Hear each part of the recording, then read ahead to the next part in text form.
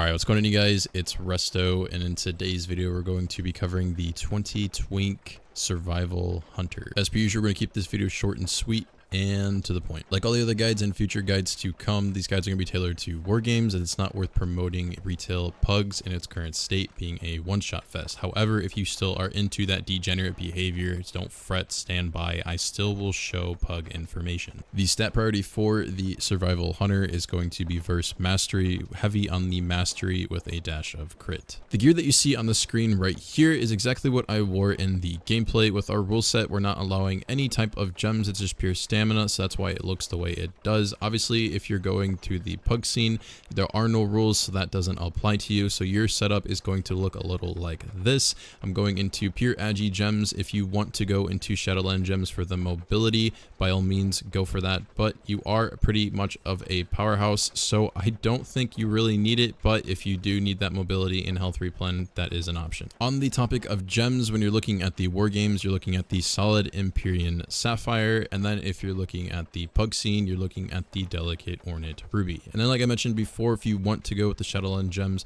those are an option. I would prioritize in the mastery clusters. As far as the talents go, this right here is what I currently run. We're going deep into the right hand of the tree into Mongoose Bite. With the recent buffs, this honestly is more of a superior build than the bomb build that I was running before. When it comes to bombs, you're looking at more AoE. Mongoose Bite is more single target. The single target build is going to have a far better damage output, hence is why I'm running this instead. As for the professions, you're looking at leatherworking for the leg enchant and inscription for the shoulder enchant. When covering the gameplay for the Survival Hunter, it's a little fast paced, but not as much, just because you do have to be a little passive when you're going in. You don't want to be as aggressive because you don't have a lot of defensives outside of Turtle. The class does provide a lot of pressure, and this is enough pressure to push the enemy team back, so you do want to coordinate with a lot of your melee dealers or just damage dealers in general on your team, so that way you guys are able to coordinate a kill pretty smoothly. One thing to take note is if you're running my talent build to the T, is that you're going with Mongoose Bite. Mongoose Bite does stack, and it does not reset those stacks on every single swing. So what that means is you don't want to go on a new target with pre-existing stacks, because it's all it's going to do is do less damage in the long run, because it's going to reset and then you're going to start back from square one. You don't have that many spells as it is, so the basic rotation pretty much is dumping your energy into Mongoose Bite, getting it to the max stack, using kill command to give you more energy, as well as the procs to give you more energy,